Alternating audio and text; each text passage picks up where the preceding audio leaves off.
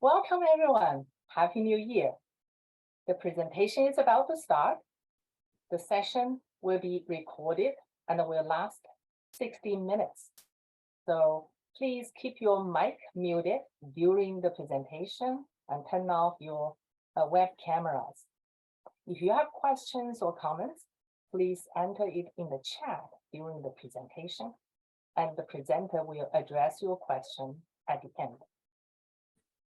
All participants in today's event will have access to the recorded version, which will be available within 1 week after today's live event. TESOL International Association's Adult Education Interest section is pleased to present this webinar titled Highly Engaging Activities for Online and Hybrid Adult Ed English Classes. Our speaker is Ms. AEIS. We are very pleased to welcome all of you to today's webinar. My name is Yilin Sun, co-chair of the AEIS of TESOL. We also have Alex Tan, the AEIS newsletter editor, as the co-host for today's webinar. Alex and I will be your moderator for today's event. And now, it's my great pleasure to introduce today's speaker, Hind Alias. Hind is an English instructor at the leading national academy in Saudi Arabia. She is the chair of the TESOL International Professional Development Professional Council, a very important council in TESOL, and a member of the TESOL International Womentorship in ELT community. She's also serving as a TESOL International Association New Members Guide. You know her, she is a frequent presenter and a dynamic presenter at many ELT events. I'm sure all of you will enjoy today's session. So welcome everyone to the program. So let's get started. Hind, now it's yours. Hello, everyone. Thank you very much for the introduction and for the invitation. I'm very happy to be here, and I hope you'll enjoy my presentation.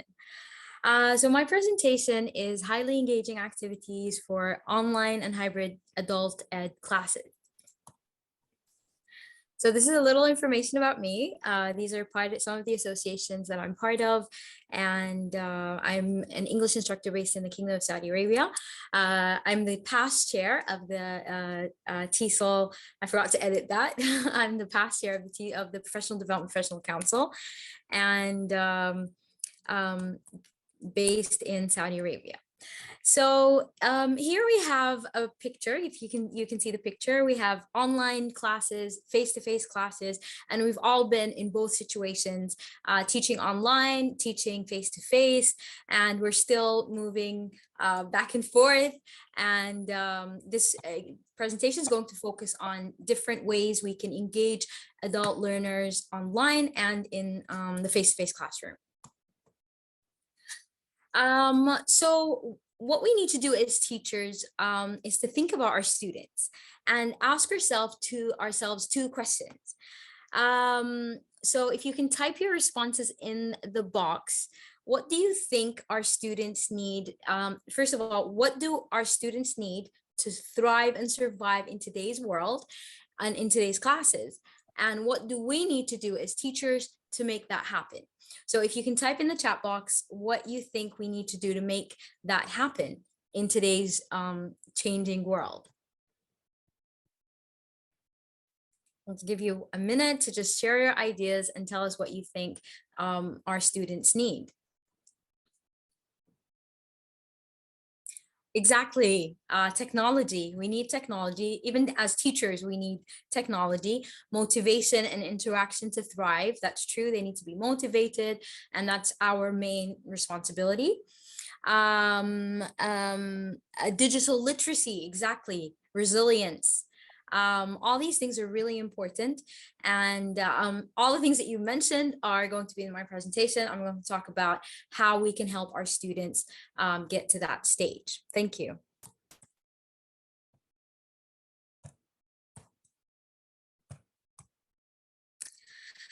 So that is what you talked about, is 21st century teaching and learning. So first, before we go to the 21st century teaching and learning, we're going to look at the framework for the 20th century teaching and learning. So it focused on assessments and core subjects. So it's just teaching, testing, teaching, testing. And if you look at the classroom, it's not very engaging. The students are all sitting right next to each other. There's no room to do anything, and the class is dark, nothing, just pictures on the wall. The teacher is the stage on the stage, and they probably move from one class to the next one at the sound of a bell. So this is what it was like, and it focused mainly on teaching core subjects and assessments. So this is a video, and at the end of the presentation, if there's time, I'll share it. This is what it was like. Teachers did not like change. It was teaching to the test, teaching the same class over and over again, using computers only to put in their grades, covering rather than uncovering material, quit learning, sitting in the teacher's lounge and complaining. That is what it was like in the traditional classroom. Now, if we look at the 21st century classroom, we have the framework, which is also assessment and core subjects. But in addition to assessment, we have 21st century assessment. And not only core subjects, but we have life skills, 21st century content, learning and thinking skills, ICT literacy. If you look at the classroom, we have, it's very inviting, technology, we have iPads. No, we do have computers. We have, and other classes have iPads, smart boards, and the class has not many students. So, and that helps the teachers focus on, giving quality teaching. So when I become a teacher, this is what a 21st century teacher would say. Collaborative work will be as important as individual work, project-based learning, edit, remix, and share media with my students, learning from my students, focusing on social media, adding students to, social media like TikTok, Facebook, to do work, encourage appropriate online interaction, creating positive learning environments, and so much more. So as we mentioned, the 21st century learning focuses on 21st century assessment and core subjects. In addition to that, 21st century content, life skills, learning and thinking skills, ICT literacy.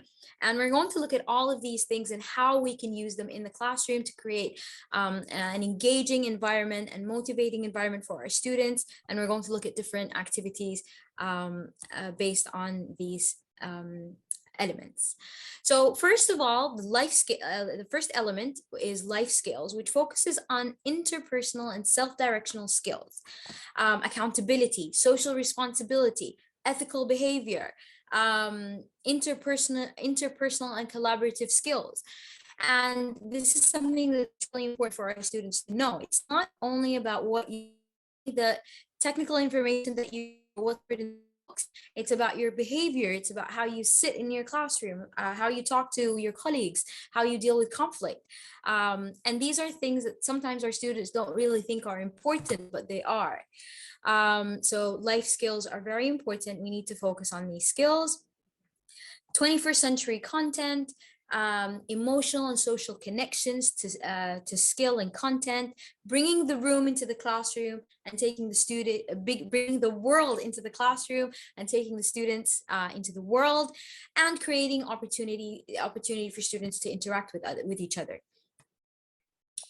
And we know, of course, the core subjects, which are reading, math, science, foreign languages, economics, art, history, and expanding students' understanding in core subjects. So it's not only focusing on life skills, but also the core subjects and expanding their understanding beyond minimal mastery. Learning skills, which are information and communication skills, visual literacy, communication, critical thinking, problem solving, creating, and these are all skills that our students have to have. And of course, ICT literacy, information and communication technology. It's not only for students, but we need to know that as well.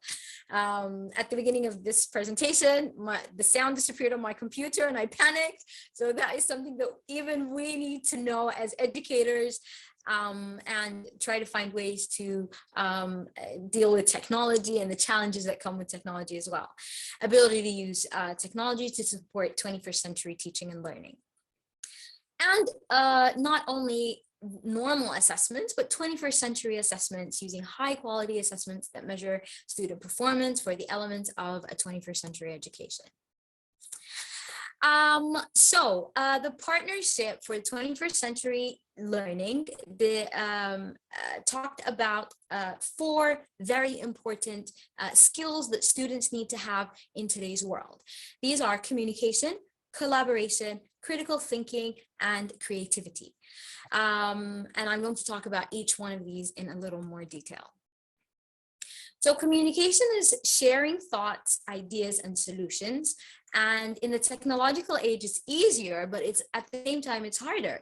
Technology made things more convenient, but at the same time, it's overwhelming. And sometimes we focus more on the technology rather than the message and the teaching and learning.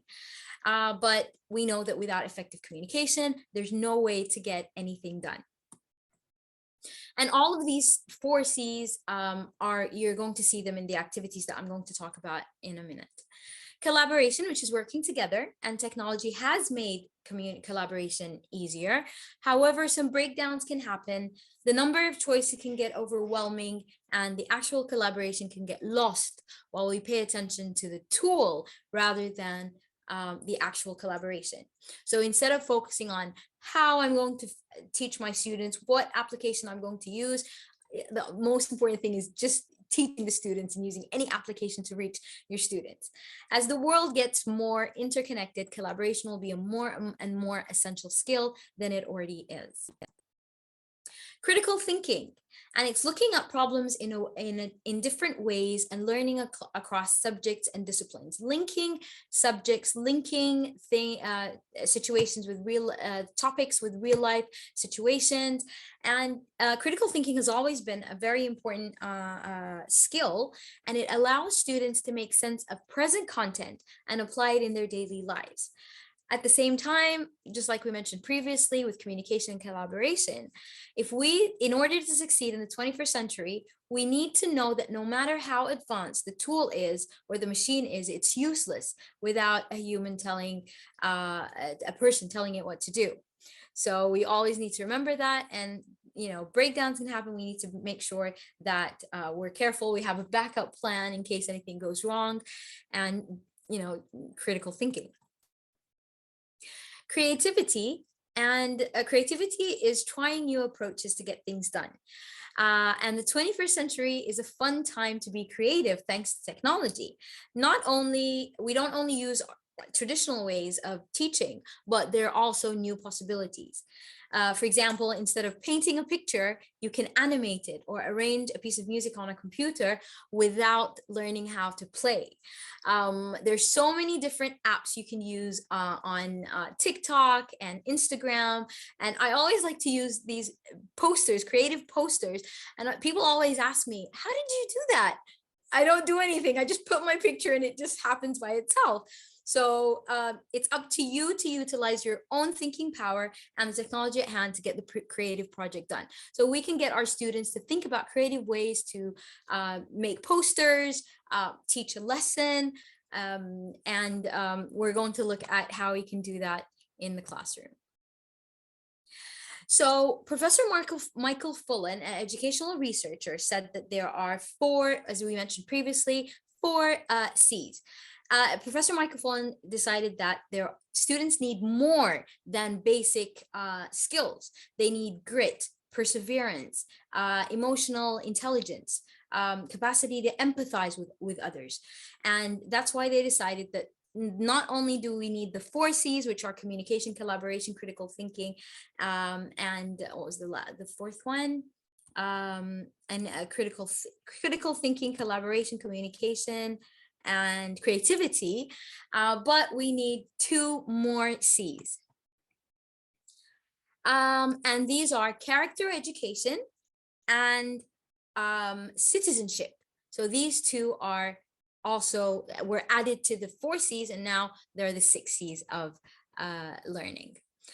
So let's talk about these C's briefly. Character education refers to the qualities of the individual for being effective in a complex world, which include grit, perseverance, capacity to empathize with others. And the next one, the 6th one,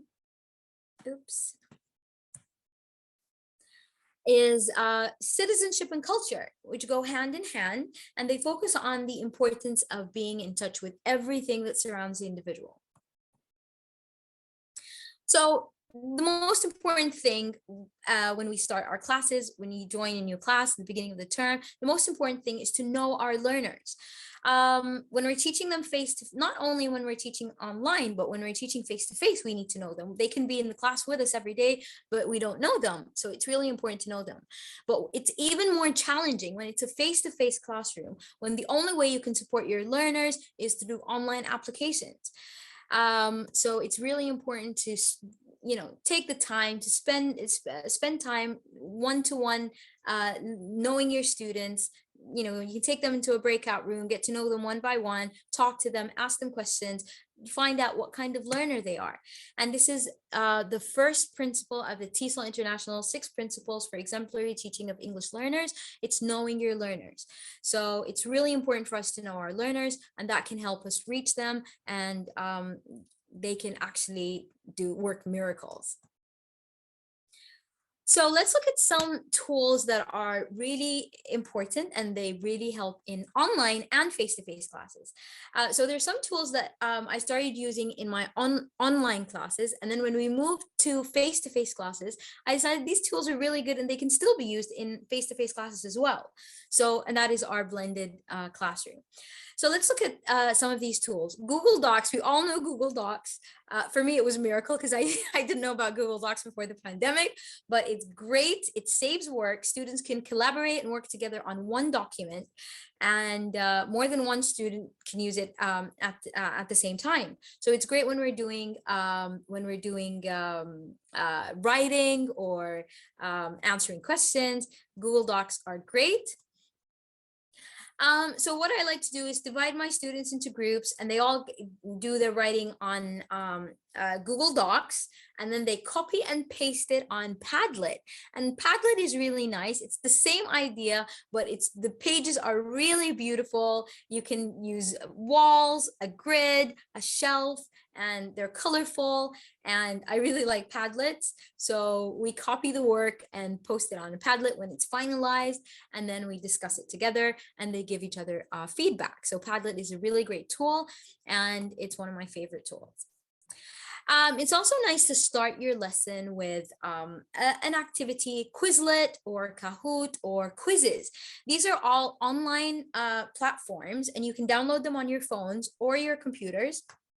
And you can choose whatever, you can choose the topic. You don't need to create materials. You find them, that they're already there.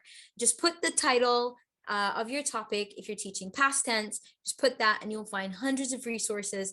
Quizlet is great for vocab, and it's a great way to start the lesson. And not only that, but they're great because the students can do them on their own, because they can get the answers at the end of the quiz. So Quizlet, Kahoot, and quizzes are great for class, and they have really nice games. I like Quizlet because it has flashcards. There's a quiz, there's a test. It shows them how to pronounce words, and it's so much fun, and they can do it on their own. It has flashcards as well. As you can see on the right, it has, they can write, they can match, and it's like a game. There are tests, there are flashcards, and they can listen to the pronunciation of words. So it's really, really great, and I always like to use it in my classes for vocab and at the end of the class as well. Kahoot's also great. It has great music. It's fun and it really gets them into the mood when they hear that, exciting music, and they get to, have competitions. So Kahoot is also a great resource, and it's very exciting. You can download the app on your phone or your laptop, and then you can look for materials. And now I'm going to talk about another activity that really helps you know your learners, and it's called the Genius Hour. So think about yourself. What are you passionate about? So the Genius Hour is an activity that focuses on finding one's passion and building upon it. And you never know, maybe the next invention will be from your students. So it's also where passions come to life. It's a method of teaching, a 21st century method of teaching, and it refers to giving your students a certain amount of time to focus on what they're passionate about. So you can ask them to talk about whatever they're passionate about. It could be anything at all. It doesn't have to be what's in the book or what they have to cover in class. And this can be, when you feel like you're losing your students, or they're falling asleep or getting bored at the end of the day or end of the week, you can just take out the Genius Hour project and tell them, now we're going to work on our project. They can talk about anything they want: football, makeup, basketball, cooking, dancing, anything at all. And then they're going to go through a whole research process, and because it's something that they're interested in, they're going to be excited, and they're going to do a research process. They won't even know that it's research. They'll just think that this is fun hour, but it's really great. And for me, if you ask me what I would like to research, it would be conferences, TESOL, getting to the convention, what sessions are available. So that's something that I'm really interested in. And I would actually, do some research, look at speakers, look at profiles. So it's the same thing with our students. So there are 6 principles of the Genius Hour. First of all, as we said, 80-20 rule. You divide your class, 80% is for class time and 20% is for the Genius Hour, and they start working on their projects. They're going to start by, you can ask them to talk about whatever they want, and they're going to go through a whole research process. So inquiry, that's the first stage. Through surveying possibility, navigating unfiltered content, gathering information, narrowing research, they make sense of ideas that are important to them. So if one of them is interested in football or cars, it's going to go through a whole research process, look at different cars, ask different questions. So after he does his own research, then that student will connect with teachers to plan. The teacher will guide and scaffold. They'll talk to peers to produce. They'll work together in teams or in pairs. And then they ask experts, community members. They ask their parents, do research online, ask other teachers. So there's socialization. So there's so many things that they're going through and they don't even know it. A sense of purpose. The purpose of learning is student-centered. It's their topic. They are going to do whatever they want. They're going to talk about whatever they want. And then at the end, they're going to design. They're going to come up with something. Without teachers packaging content that frames and scaffold content, students are left to design their own learning experiences.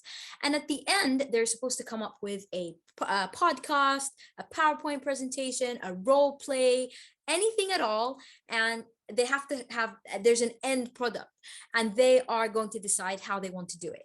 So it's a great activity. Your students will enjoy it, and at the same time they will teach them how to go through research, and they'll go through a whole research process. Another activity that is fun is the fishbowl activity. And this also encourages the 6 C's, the 4 C's or 6 C's,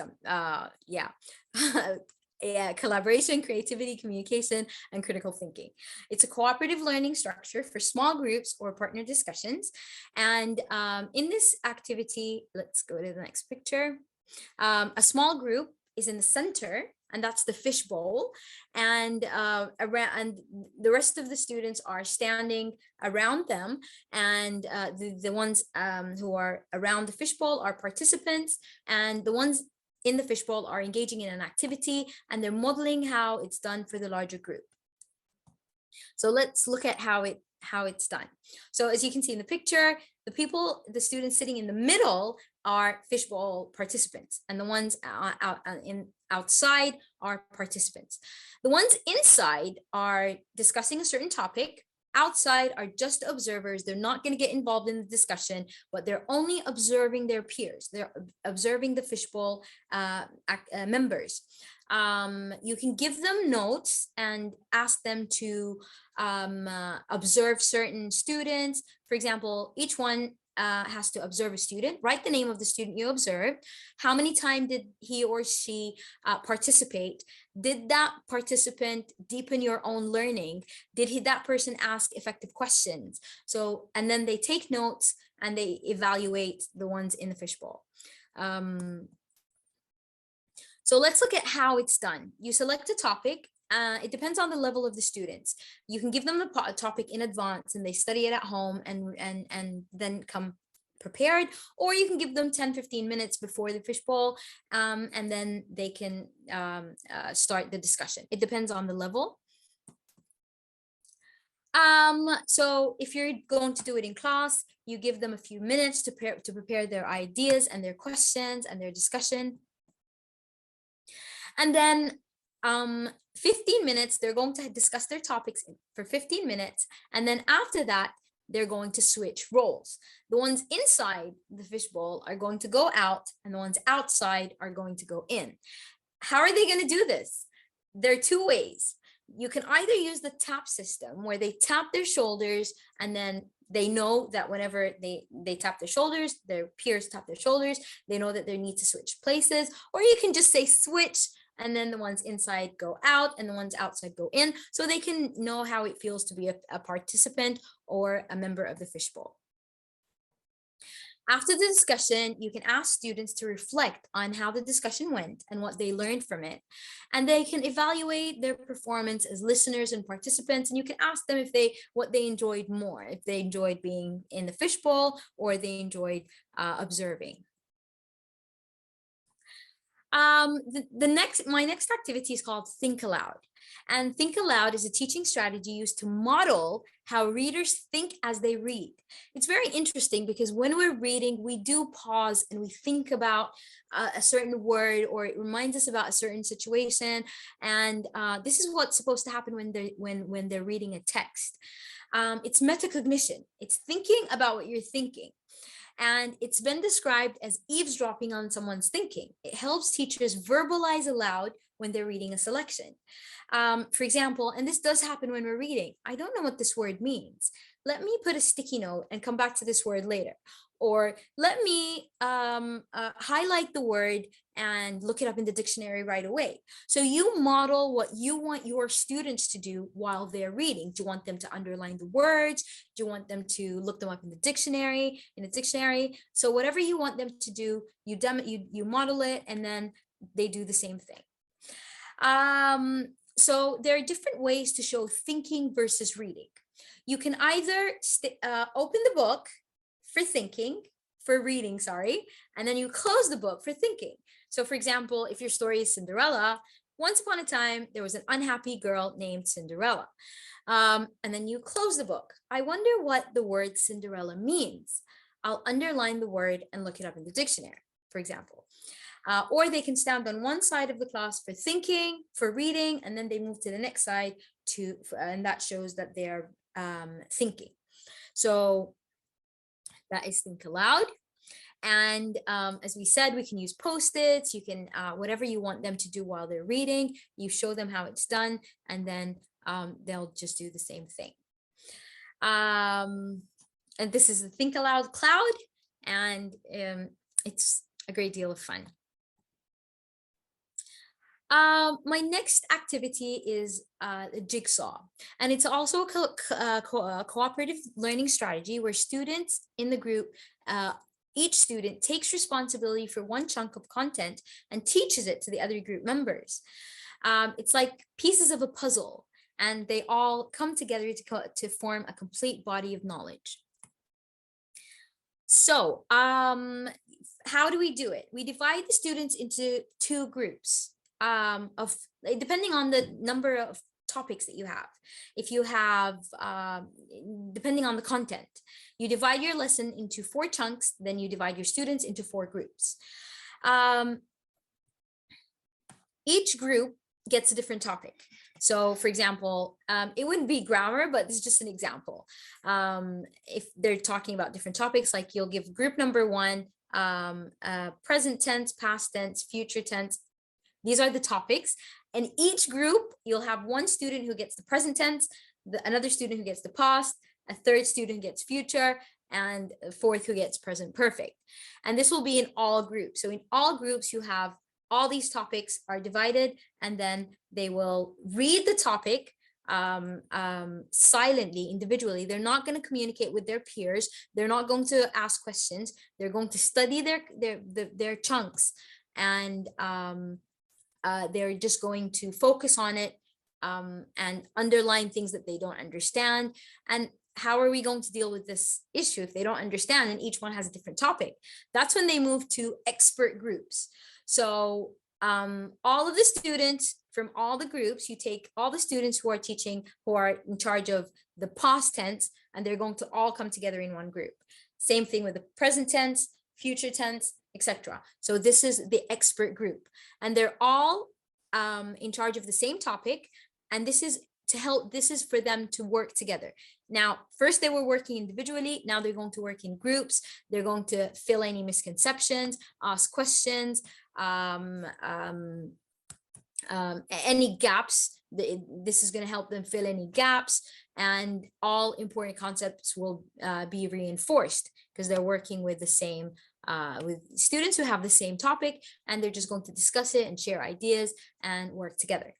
After everything is clear and they know exactly what they're supposed to do, they understand the concept clearly, they go back to their main groups, their original groups, and they take turns presenting their chunk of information. Other groups listen carefully, they take notes, and finally, we assess all students on the content. It's fun. I wouldn't really do it with grammar, but that was just an example, but you can use it for, reading, or if you just have different topics in a reading passage or something that is not that complicated. Yeah, you can do this activity. You can use this jigsaw. Other fun things that you can do with your students. Our students love social media, and you can use different apps like Snapchat to create stories. So they can, if they're talking about reporting, for example, they can post stories, they can do interviews using Snapchat, Instagram, and just to make it fun. And with Instagram and Snapchat, you can just add pictures and videos and songs, so it will really make the lesson very exciting. And instead of just writing about reporting something, for example, if someone's talking about an accident, they can actually put pictures, they can add music, and you can use these images for their stories, and then their peers can comment on their stories. So it's fun. And it's very easy. They all know how to use Snapchat, Instagram, and it's a great deal of fun. Exit and entry tickets are also great tools, and these are formative assessment tools to check students' understanding. So the entry tickets, I like to use that one for checking, recapping or reviewing the previous session. It could be a lesson that you did the day before, or the previous session. So before they walk into the classroom, you can ask them, list 3 key ideas you remember from yesterday's lesson or the previous lesson. And then you can leave it at the door. They write their answers, and then they walk in the classroom. I'm sure they won't be rushing to get into the classroom, but the exit one is the one where it's really effective because they just want to leave the classroom at break time. So it's fun to place a stack of entry cards next to the door. You write a question, and it could be a prompt, it could be an objective, and they have to give you a response. The exit ticket is the same thing. It's also a formative assessment tool. And it helps us understand how it helps us know the level of the learner.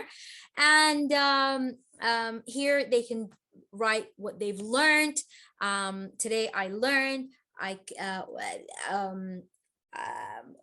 what I could have done better, what I need to do next time, the question I have, 2 things that were interesting, 3 things that I learned. So they can write this about their lesson, what they thought about the lesson, what they understood, if they need help, or if they are okay. And it really, it's a fun way. You can also use this to reflect on learning. I found this really interesting one that has emojis. So which emoji are you going to choose? Which one are you going to use? How would you rate today's lesson? Choose an emoji. And then why? If you're happy, or if it was difficult, if you liked it, if it was boring, it made you angry. So they get to express how they felt about the lesson. Gallery walk is also a fun activity, and it's great for kinesthetic learners. It's an instructional strategy to teach important content. So students work in groups and they write an email or create a project, and then you post them around the classroom as gallery walk stations, and they go around giving feedback to each other. They take notes, they look at, it's great to do this with emails. So when students write emails in groups, other groups go around, assess their emails, they make comments, they give them feedback. And I like it. I like to do this one with emails. And it can be done online as well.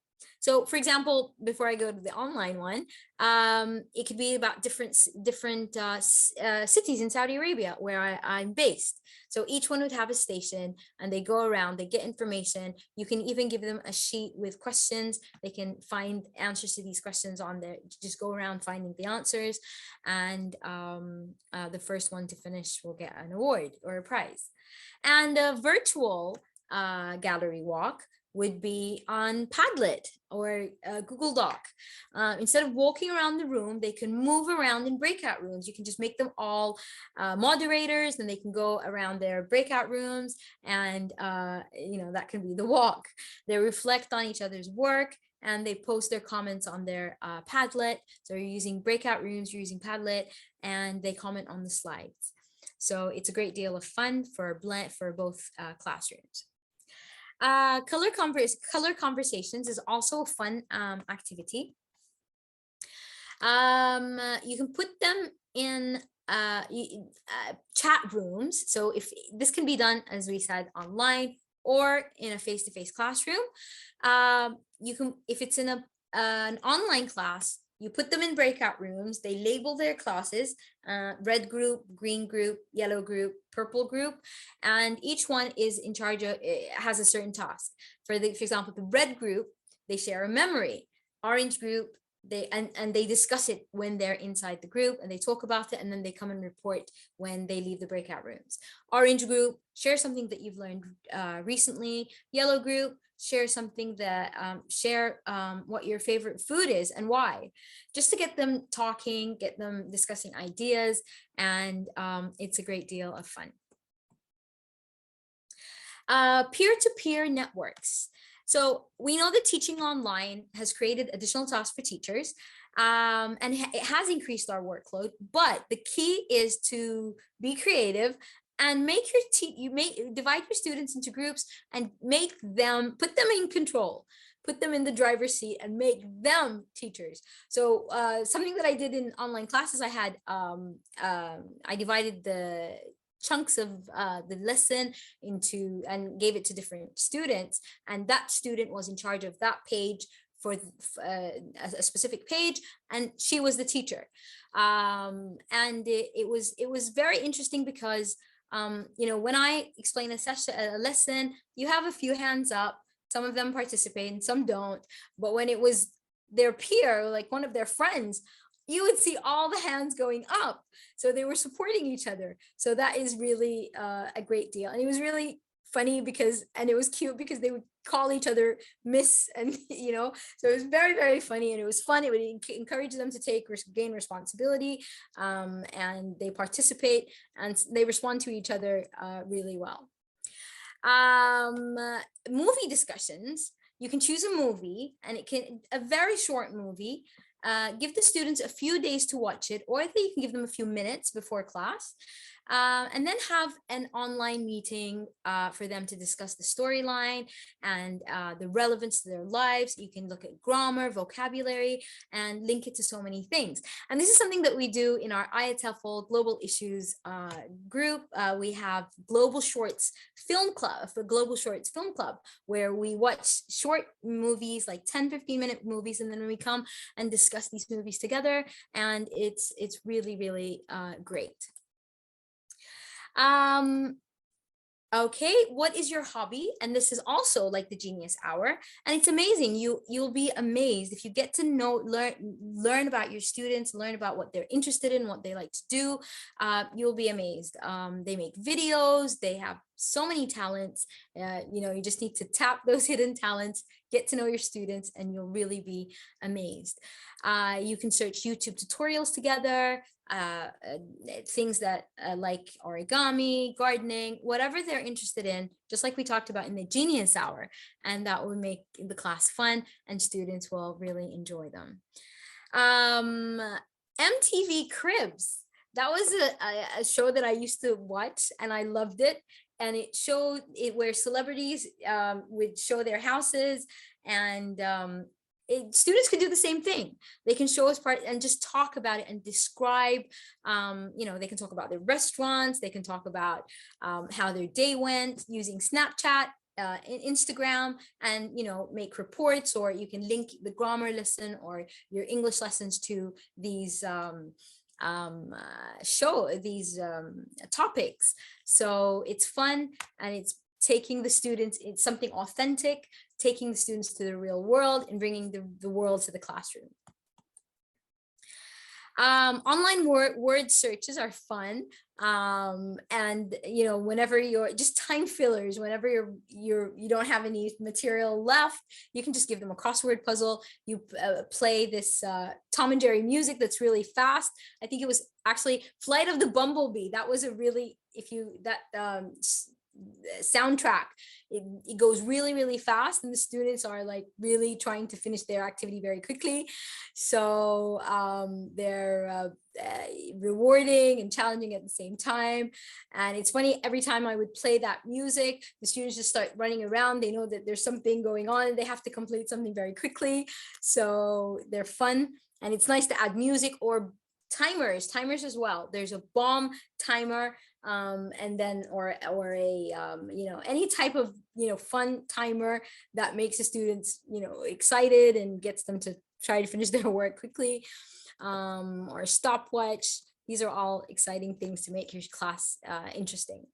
I like to start the lesson with something fun, or sometimes it's something like a joke or something funny. We had a topic, like, for example, if you're talking about editing and proofreading. So this is something that I shared with my students. Our lesson was about editing. So when you're saying edit it, you're saying edit twice. So that was something that made them think, and then they remember, they remember the function. And when you tell them something funny like this, they will remember. So you can just have something like this to break the ice at the beginning of the class, and just to make them laugh, and they will actually remember. Make work as interactive as possible. Think, pair, share, individual work, pair work, and then group work. And I have these cards. They know when they're supposed to do group work, pair work, and silent work. And they can be done in individual, in face-to-face classes, or online classes. These can be, as I said, they can be done online and face-to-face, and they extend students' attention spans, and they're interactive. And now the last thing is the positivity jar. And you can fill a jar with positive comments. Just make them think about all the good things that happened to them in the previous month or previous year, and they put them in a jar. Or they can just write all the positive things that someone said about them, all the certificates that they got, anything that made them happy, and then they decorate these jars, and it makes them happy whenever they feel something, whenever they feel good. Whenever they're in a bad mood, they can just take a jar, take a note from the jar, a piece of paper, open it and read it, and it will put a smile on their faces. You can talk about all the positives from lockdown, you can do it on a daily basis, on a weekly basis, and it's fun, and it makes them think about all the good things that they have. And you can do it in a virtual classroom as well. So that was the end. That's the end of my presentation. I hope you enjoyed it. And now it's time for Q&A.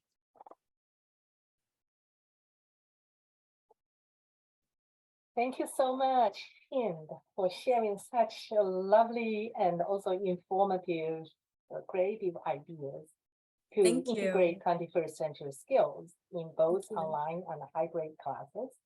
So now we open this up for questions. Yeah, any questions? So we have a few minutes left. Thank you. Or you can fill the positive jar and comments here. Nice comments. Thank you all very much. Yeah. By the way, this session has been it's in recording, so we have recorded this, and it will be available for everybody after 1 week. Yeah, at the TESOL website. I can see some great comments here. Padlet for discussions and warm-up activities. Exactly. Thank you, Nikki. Jigsaw with podcast. That's a great idea. I haven't tried that, but that's a great idea. Jigsaw with podcasts and videos. Thank you. Yeah, opportunity to use language, creating an authentic experience, getting them to talk about different things in the fishbowl or the jigsaw. That's great. And the most important thing is to get the students to talk. So that is very important. Digital literacy. Yep, that's all the things that you mentioned previously. You can see in all these activities, you find like the positivity jar, resilience,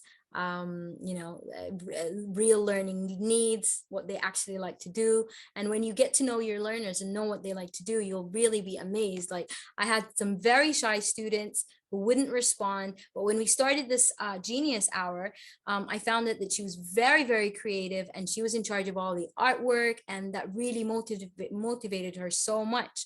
So it's really important to find that, and that actually, because of everyone was, really impressed, and they thought she was doing a good job. It actually helped her, confidence, and it affected her performance. So that is exactly what we want to happen. So there's one question, and ask you to explain a little bit more about the virtual gallery walk. The virtual gallery, the gallery is when they go around the class walking. It's just like I think at TESOL, you have a poster session, like poster sessions. So a virtual gallery is the same thing, but instead of doing it in the classroom, they're online, and then they can just move from one room to another, take notes, and then whenever they find an activity, whenever they comment on a document or on a piece of writing, they share it on Padlet. So because that's how they're going to walk around, and make them all moderators, so they can move freely between the classes, and then they talk about which room they visited, what poster they liked, or which Padlet they liked, and they can also comment on the Padlet. Padlet is great for commenting and giving feedback. Mm-hmm. Another question from Kari is whether you have used the class dojo before. Yes, that is one great Class Dojo is an amazing application where you can actually make your students, you can put them in the classroom, you can, like you're creating a virtual classroom, and you give them different activities. I actually wanted to include Class Dojo in this presentation, but I thought it was a bit too long. But yeah, so you actually give them certain goals, and when they meet their goals, you put a tick or a check mark, and then they have this competition, and you'll be amazed, like even adult learners, they'll be really excited about finishing first and getting an award, and you'll see this competition. And when I used it at the beginning of the pandemic, I remember I was getting notifications at 1 o'clock and 2 o'clock in the morning. So yeah, it's fun, and it's a great deal. And the good thing about Class Dojo is that you can create the task that you want. Like, for example, homework. Have you done the homework? Have you completed this assignment? Have you done your coursework? So you list all the things that you want them to do, and then based on that, you can go through it and check who's done what, and it can help you keep track of what they're doing. So I think it's a great tool.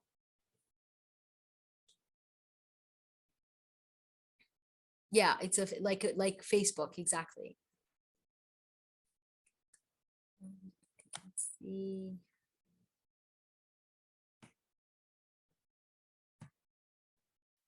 Any other questions, comments, sharing?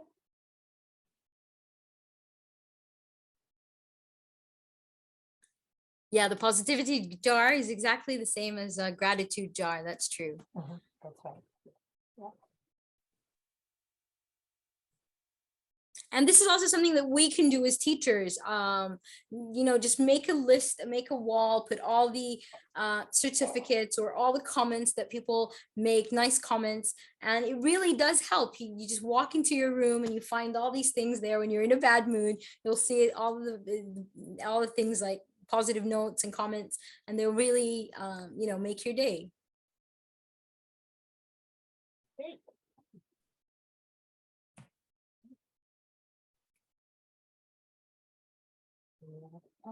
Yeah.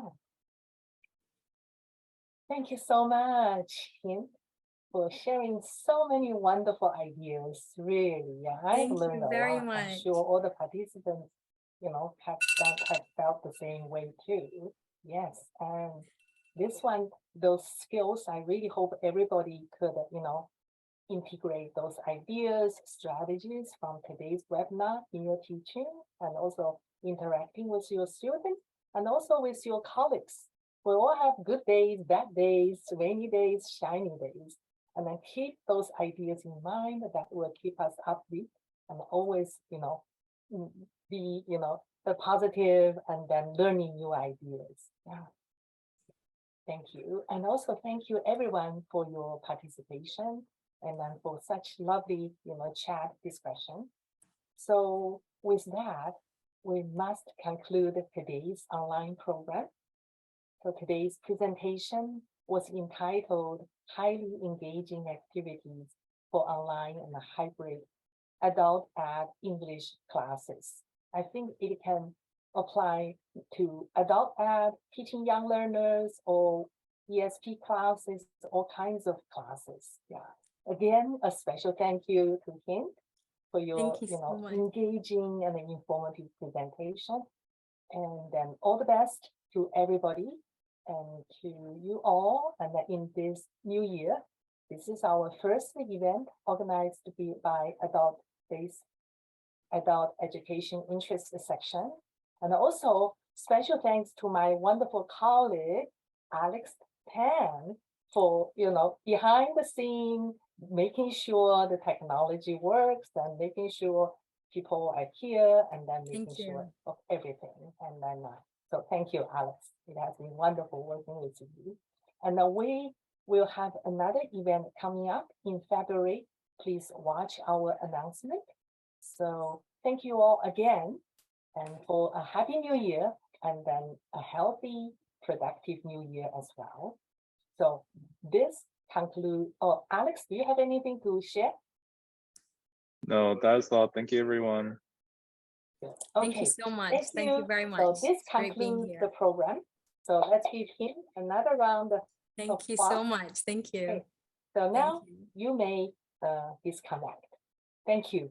Have a wonderful weekend. Thank you, Thank you everybody. so much. Happy New Year. Bye. Bye-bye. Bye-bye.